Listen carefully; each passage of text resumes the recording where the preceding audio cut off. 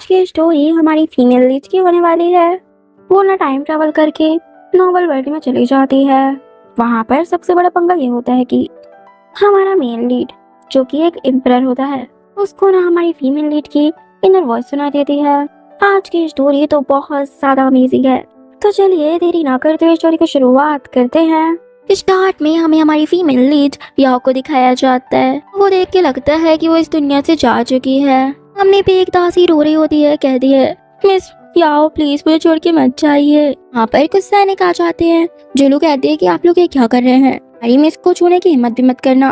पर तो ये सैनिक आग वगैरह फेंकने लग गए थे। वो कहते हैं कि भले ही हमारी मिस इस कोल्ड प्लेस में रहती है, भी एम्परर द्वारा बैन की गई कंक्यूबाइन है, आमतौर पर आपसे भी अच्छा व्यवहार करती है। सैनिक कहता है तुम्हें डर नहीं है कि तुम्हारे ऊपर ये आसमान टूट पड़ेगा। यहाँ पर प्रे कर रही होती है कि आज लैंटेन फेस्टिवल है, प्लीज मिस उठ जाइए। सैनिक कहते हैं कि तुम क्या बकवास कर रही हो, वो नहीं उठने वाली, वो इस दुनिया से जा चुकी हैं। यहाँ पर याओ अपनी आईज ओपन करती है और यहाँ पर उठकर बैठ गई थी। वो उठने के बाद अपना सर वगैरह पकड़ी हुई थी क्योंकि उसके सर में बहुत ज्यादा पेन हो रहा था।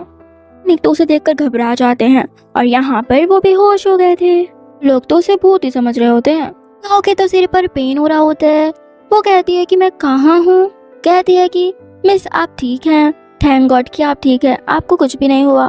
फिर बहुत ज्यादा खुश हो रही होती है। याओ को तो कुछ भी समझ में नहीं आ रहा होता है कि वो है तो है कहाँ, ये सब क्या हो रहा है। और यहाँ पर रूम के बाहर जाती है और चारों तरफ देख रही होती है। कहती है कि ये तो वही नॉवल है ना जिसे मैं पढ़ रही थी, बिल्कुल वैसा का वैसा सीन क्यों लग रहा है कि मैं टाइम ट्रैवल करके इस नॉवल के अंदर आ चुकी हूँ। मैं तो बिल्कुल नॉवल की उसी कंक्यूबाइन की तरह कपड़े पहने हुए हैं जो पहले ही स्टोरी की स्टार्टिंग में इस दुनिया से अलविदा कह दी थी।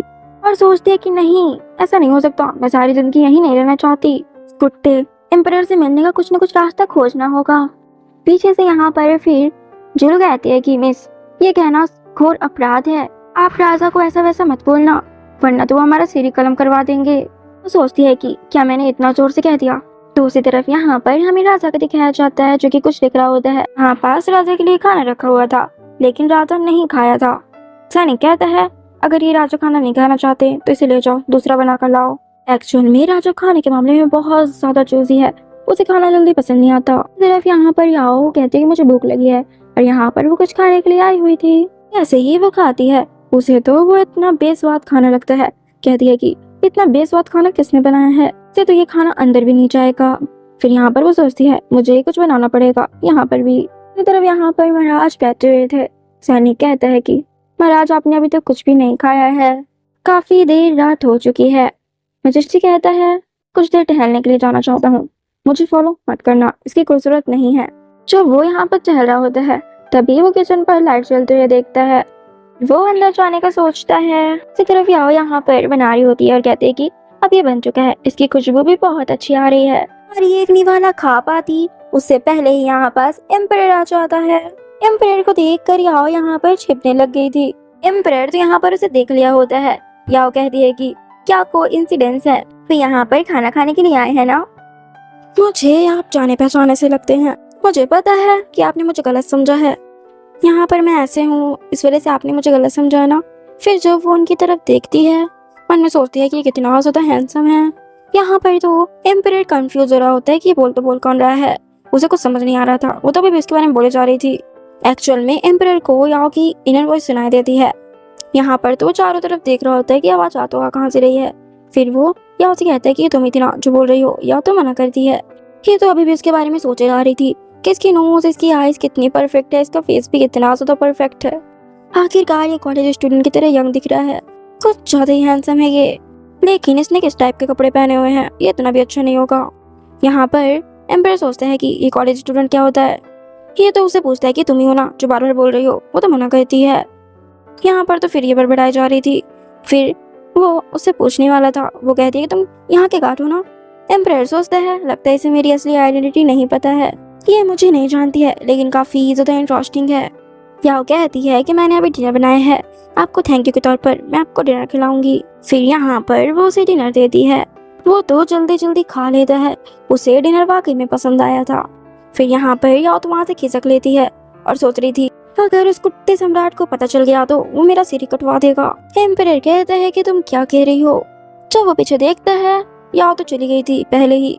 नेक्स्ट सीन में गार्ड आता है एम्परर के पास और कहता है कि योर मैजेस्टी, आप प्लीज खाना खा लीजिए। अगर आप खाना नहीं खाएंगे तो कैसे चलेगा, आपकी बॉडी कैसे सह पाएगी।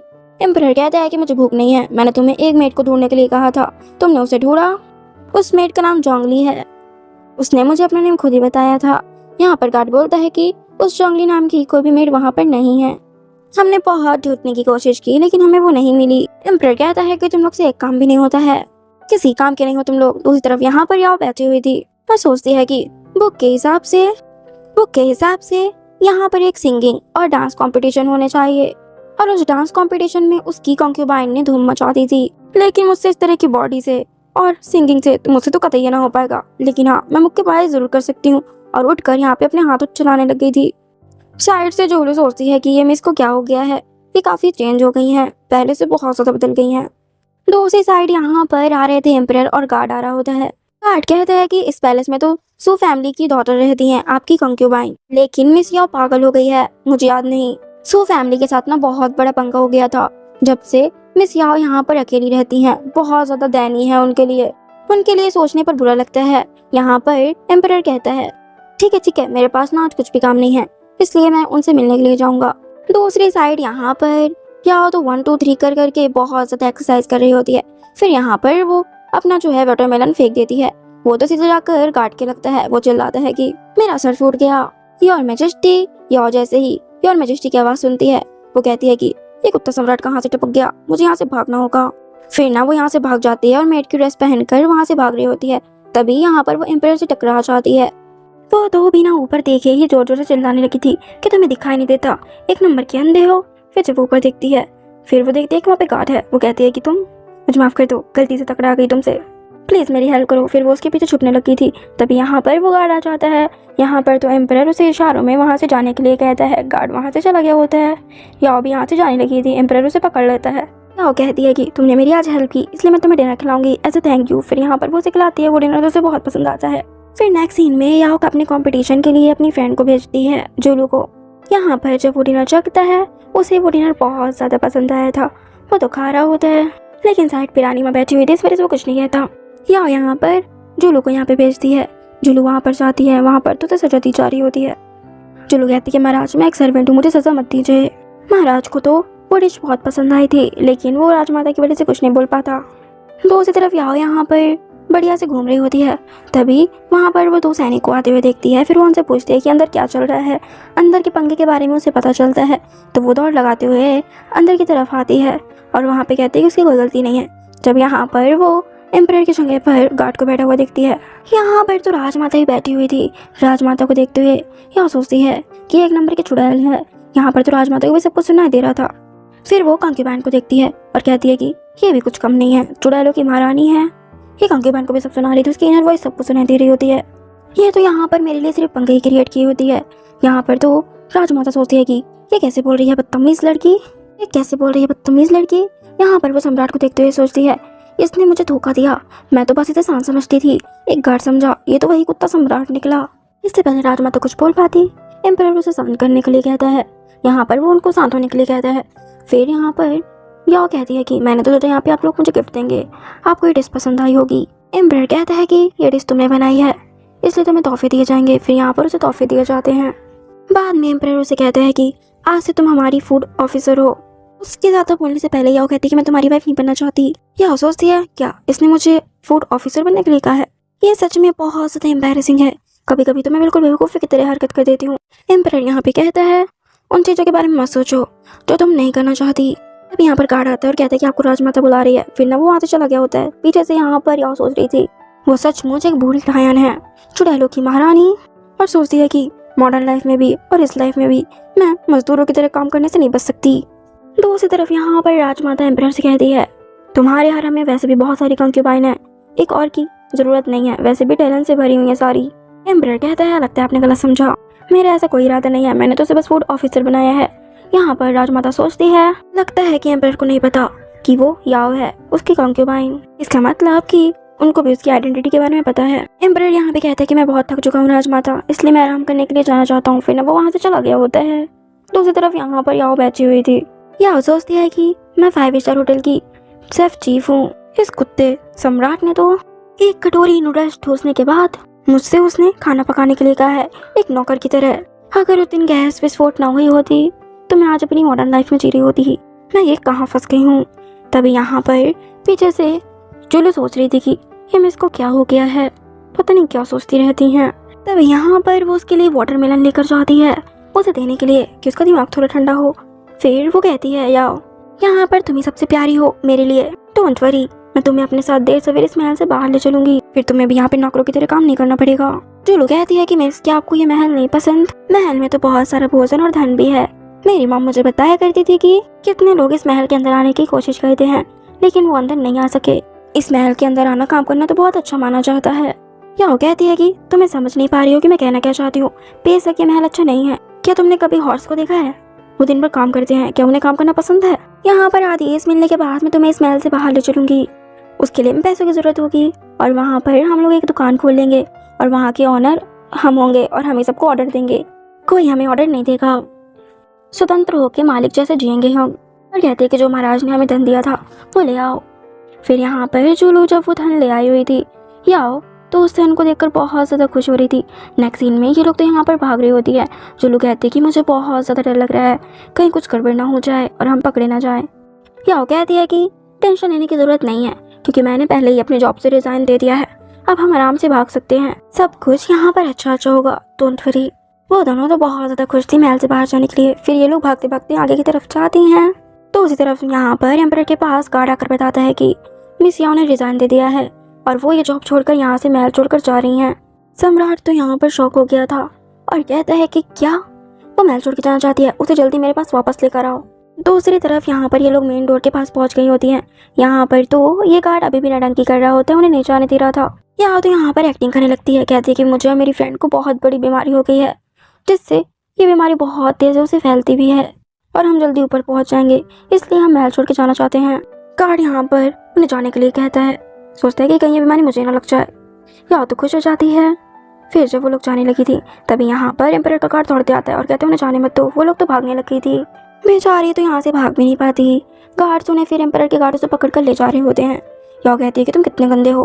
गार्ड कहता है ये मेरी गलती नहीं है, ये एम्परर का ऑर्डर है। दूसरी तरफ यहाँ पर तो एम्परर याओ का वेट कर रहा होता है और देख रहा था। तभी जब याओ आ जाती है वो तो ऐसा प्रेटेंड करता है जैसे उसे फर्क ही नहीं पड़ता। जब याओ यहाँ पर आ गई होती है याओ को तो छोड़कर गार्ड भाग जाता है। याओ कहती है गार्ड से कि मुझे तुम छोड़ के क्यों भाग गए, तुम कितने ज्यादा क्रूअल हो, इस एम्परर के पास मुझे छोड़ के भाग गए। एम्परर कहता है कि तुम क्यों भागी। याओ सोचती है कि ये इतना ज्यादा गुस्से में क्यों लग रहा है। यहाँ पर ये एक्टिंग करते हुए कहती है कि आपको पता है कि उस गोल्ड पैलेस में तो बस वही ईंटें हैं जिसे मैं रोज देखती हूँ, न कहीं बाहर जाने को मिलता है। मुझे लगता है कि मुझे वो चार दीवारी के अंदर घुटन सी महसूस होती है, लगता है कि मैं उसी चार दीवारी के अंदर ऊपर भी पहुंच जाऊंगी। मुझे नहीं पता कि मैं इन चार दीवारी के अंदर कैसे लंबा टाइम बिता पाऊंगी। मैं महल के बाहर बड़ी बड़ी नदियाँ और पहाड़ देखना चाहती हूँ, एक फ्रीली जीना चाहती हूँ। क्या आप मुझे इस तरह चार दीवारी के अंदर रिग्रेट करते हुए देखना चाहते हैं? ये चार दीवारी के अंदर मैं रही आई तो समय से पहले ही ऊपर चली जाऊंगी। मुझे लगता है कि मैं आज जिंदा भी नहीं रह पाऊंगी, मुझे बाहर जाना है। एम्परर भी उसकी बातों से पिघल जाता है और कहता है कि मैं तुम्हारे महल के बाहर जाने पर विचार करूंगा। महल के बाहर मैं तुम्हें 1000 एकड़ उपजाऊ जमीन दूंगा जहाँ पर तुम सेल्फ डिपेंड होकर जी सको। याओ तो यहाँ पर बहुत ज्यादा खुश हो जाती है। याओ सोचती है कि इस गधे सम्राट को कोई भी बेवकूफ बना सकता है। अगर इसे पता चल गया कि मैं इसकी याओ कंक्यूबाइन हूँ फिर तो ये मुझे ऊपर ही पहुंचा देता। यहाँ पर तो एम्परर ने उसकी सारी बातें सुन ली होती है और कहता है कि क्या तुम याओ हो मेरी कंक्यूबाइन। याओ सोचती है कि मैंने तो इसे मुंह खोल के नहीं बताया, इसे कैसे पता चल गया। यहाँ पर तो फिर वो भागने लगी थी। तभी एम्परर उसे पीछे से पकड़ लेता है और कहता है कि याओ तुम मेरी कंक्यूबाइन हो, तुमने मुझे इतने टाइम तक मुझे धोखा दिया। याओ कहती है कि तुम मुझ पर बिलीव नहीं करते तो तुम मुझे एटलीस्ट इस तरह तो नहीं बोलो। यार मैजेस्टी कहता है कि तुम मेरे साथ पागलों जैसा व्यवहार करती हो, तुम तो इस वन से भी नहीं हो, सिर्फ और सिर्फ मुझे छोड़ने के लिए इस तरह हास्पद बातें बनाओगी। जब मैं तुमसे फर्स्ट टाइम मिला था तभी से ही मुझे तुम्हारी इनर वॉइस सुनाई दे रही थी। मैंने तो तुम्हें अपना फैट ही मान लिया था लेकिन मैं भूल गया कि तुम क्या बोल रही हो, फिर भी तुम झूठ बोल रही थी। याओ कहती है कि बस करो। याओ उससे कहती है कि राजमाता ने मुझे महल छोड़ने के लिए कहा था, अगर तुम्हारे अंदर एबिलिटी है तो जाकर उनके लिए मुसीबत खड़ी करो। मानती हूँ मैंने तुम्हें प्रोवोक किया है, मैंने सिर्फ अपनी आइडेंटिटी छुपाई है। मुझे ही तुम्हारे क्लोज जाना होगा और तुम्हारी उस कंक्यूबाइन को बुरा न लगे ये भी ध्यान में रखूँ मैं। खैर मुझे परवाह नहीं है, अगर तुम्हारे अंदर एबिलिटी है तो मुझे ऊपर ही पहुंचा दो। और यहाँ पर बहुत ज्यादा नडंकी करते हुए बोल रही होती है। याओ कहती है कि तुम्हारे अंदर हिम्मत है तो मुझे ऊपर ही पहुंचा दो। एम्परर कहता है कि बस करो उठो। एम्परर कहता है कि मैं तुम्हें बाहर ले जाने के लिए प्रॉमिस नहीं कर सकता क्योंकि तुम मेरी ऑफिशियली कंक्यूबाइन हो, तुम एक राजा की लाइफ में इंपॉर्टेंस रखती हो, इसलिए मैं तुम्हें नहीं जाने दे सकता। याओ कहती है क्यों? एम्परर कहता है भले ही तुम ऊपर चले जाओ लेकिन तुम्हें महल नहीं छोड़ सकती। याओ कहती है 3 सालों से मैं तुम्हारी कंक्यूबाइन हूँ, इसका कोई भी अर्थ नहीं बनता। मैं तुम्हारी किस प्रकार की कंक्यूबाइन हूँ? तुम मुझे काफी टाइम से कोल्ड पैलेस में बंद करवा चुके हो, मैं अभी भी इस महल में आई हूँ। तुमने मुझे 5 सालों के लिए उस कोल्ड पैलेस में भिजा दिया था। एम्परर कहता है कि तुम कहना क्या चाहती हो? तुम्हारे कहने का मतलब यह है कि मैं तुम्हें परेशान करता हूँ। फिर यहाँ पर ये गार्ड को बुलाता है और कहता है कि इसे महल में वापस ले जाओ। कुछ ज्यादा ही बोल रही है ये। फिर जब उसे वो बाहर ले जाते हैं, यहाँ पर तो याओ तो एम्परर की बातों से बहुत ज्यादा गुस्सा थी। गार्ड कहता है कि और मैजेस्टी ने कुछ भी नहीं खाया है, आप उनके लिए डिनर बना दीजिए। याओ कहती है कि मैं वैसे भी पूरे मूड में हूँ, प्लीज मैं नहीं बनाने वाली कुछ भी। नेक्स्ट सीन में यहाँ पर तो याओ बढ़िया से सो रही होती है। पीछे से यहाँ पास एम्परर देखता है कि याओ उसकी फोटो देख रही होती है। वो तो खोजता है कि ये बहुत अच्छी लड़की है, ये हमारे बारे में सोचती है, मुझे मिस कर रही है। फिर कहता है कि ठीक है मैं तुम्हें दूसरा मौका दूंगा, और फिर यहाँ से चला जाता है। उसकी तरफ देखता भी नहीं। यहाँ तो जाओ बढ़िया से सो रही होती है। याओ तो टेबल पे पिगी वाला फेस बनाकर रखी हुई थी। एम्परर के लिए वो काफी गुस्से में भी थी। नेक्स्ट सीन में याओ यहाँ पर बहुत सारा डिनर बनाई हुई थी। यहाँ पर तो एम्परर से वो बोली नहीं रही होती है। एम्परर कहते हैं कि चलो चलते हैं। फिर यहाँ पर याओ कहती है ठीक है कर लो, वैसे भी डिनर बहुत ज़्यादा है, खा लो। फिर यहाँ पर तो ये सभी लोग रुके होते हैं और यहाँ पर ये लोग बहुत ज़्यादा खाते पीते हैं और वाइन भी बहुत ज़्यादा पी ली थी, जिससे ये लोग तो बहुत ज़्यादा टल्ली हो गए थे। गार्ड और जोलो भी यहाँ पास पी कर बहुत ज़्यादा टोन हो गए होते हैं। यहाँ पर तो याओ और एम्परर बहुत ज़्यादा पिए जा रहे थे। याओ भी टोन हो जाती है। एम्परर फिर उसे उठाकर रूम पे ले आया था सुलाने के लिए, वो सोने के लिए कह रही थी। एम्परर कहता है कि तुम्हारी स्मेल अच्छी है और इसे किस करने के लिए आ रहा होता है। नेक्स्ट सीन में मॉर्निंग को दिखाया जाता है। यहाँ पर तो एम्परर और याओ सो रहे होते हैं। एम्परर फिर उठ जाता है और कहते हैं कि तुम उठ गई। याओ तो पहले उसकी तरफ देखती है और सोचती है लगता है ये मेरा ड्रीम है, उसका फेस टच कर रही होती है। फिर वो कहती है कि नहीं, जोर से चिल्लाते हुए कि ये मेरा ड्रीम नहीं है, और कहती है कि तुम यहाँ पर क्या कर रहे हो, तुमने मेरे साथ कुछ किया है ना। एम्परर कहता है कि मैंने तुम्हारे साथ कुछ नहीं किया, मैं जेंटलमैन हूँ। याओ कहती है कि मैं तुम्हारे पर कैसे भरोसा करूँ, तुम्हारी तो वैसे भी 36 तो कंक्यूबाइन है, इतना बड़ा हरम बना रखा है, और हाँ अगर किया हो या ना किया हो लेकिन तुम्हें मुझे मुआवजा देना होगा। एम्परर कहता है कि मैं मुआवजा के तौर पर तुम्हें बहुत अच्छी चीज़ दे रहा हूँ, मैं तुम्हें पॉइनेक्स क्वीन बनाता हूँ। याओ कहती है कि ये पॉइनेक्स क्वीन क्या होता है, मुझे नहीं पता।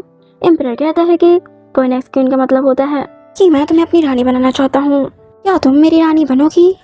नेक्स्ट सीन में यहाँ पर याओ कहती है कि मैं तुम्हारी रानी बनने के लिए रेडी हूँ, लेकिन ये एक शर्त है। एम्परर कहते हैं कि क्या शर्त है तुम्हारी। याओ कहती है कि मैं चाहती हूँ कि तुम हरम तोड़वा दो, मैं नहीं चाहती कि तुम्हारी कल कोई और कंक्यूबाइन आकर बोले तो तुम उसकी तरफ बोलने लगो और परसों कोई और आकर बोले। मैं तुम्हारी इकलौती वाइफ बनना चाहती हूँ, तभी मैं तुमसे मैरिज करने के लिए रेडी होंगी। एम्परर तो मान जाता है। नेक्स्ट सीन में यहाँ पर याओ एम्परर की क्वीन बन गई होती है। बाद में यहाँ पर याओ राजमाता से कहती है कि मैंने आपके लिए डिनर बनाया है खुद, आई होप कि आपको ये पसंद आए, आपको ये डिनर ज़रूर पसंद आएगा। राजमाता जब खाती हैं उसे तो ये डिनर सच में बहुत ज़्यादा पसंद आया था, वो खा लेती हैं। जैसे ही एम्परर खाने वाला था याओ उसे मना करती है और बाहर जाने के लिए कहती है। यहाँ पर तो राजमाता को ये डिनर खाने के बाद इल्यूजन्स होने लग गए थे, उसे तो सब कोई भूत की तरह ही लग रहे होते हैं। याओ कहती है क्या आपने ही मुझे फंसाया था ना, आप ही थी सबके पीछे। राजमाता कहती है कि हाँ मैंने तुम्हें फंसाया था। वो बहुत ज़्यादा डरी हुई थी। जब वो सच को बोल रही होती हैं तभी याओ कहती है कि आप सब लोग बाहर आ जाइए। इतिहासकार कहते हैं कि अब ये सब कुछ देखा जाएगा। अब यहाँ पर भी सब कुछ ठीक हो गया था। नेक्स्ट सीन में याओ एम्परर के पास भागते हुए जा रही होती है, तभी उसकी बॉडी अचानक से अटक जाती है, वो हिल तक नहीं पा रही थी। जम कहता है कि तुम्हारा वक्त आ गया है वापस अपनी दुनिया में जाने का। फिर तभी वो अपनी दुनिया में वापस आ गई थी। याओ जब यहाँ पर उठती है तभी यहाँ पे नर्स आती है और कहती है कि मिस याओ आप उठ गई, आप बहुत टाइम बाद जागी हैं। याओ यहाँ पर सोचती है कि मैं वापस आ गई, क्या वो गोल्ड पैलेस और मैं एम्परर से कभी भी नहीं मिल पाऊंगी। इतने में ही साइड से आवाज़ आती है। वहाँ पास तो एम्परर की तरह ही दिख रहा होता है एक बंदा, वो कहता है मेरा नाम यान है। अब शायद इनके बीच में कुछ बनेगा। इसी के साथ हमारी इस स्टोरी की एक हैप्पी सी एंडिंग हो जाती है। सो फ्रेंड्स, आप लोगों को ये स्टोरी कैसी लगी कमेंट में ज़रूर बताइएगा। अगर ये स्टोरी पसंद आई हो तो मेरे चैनल को सब्सक्राइब और इस वीडियो को लाइक शेयर कर दीजिएगा। मैं आपके लिए और भी न्यू और इंटरेस्टिंग सी स्टोरीज लाती रहूँगी। तब तक के लिए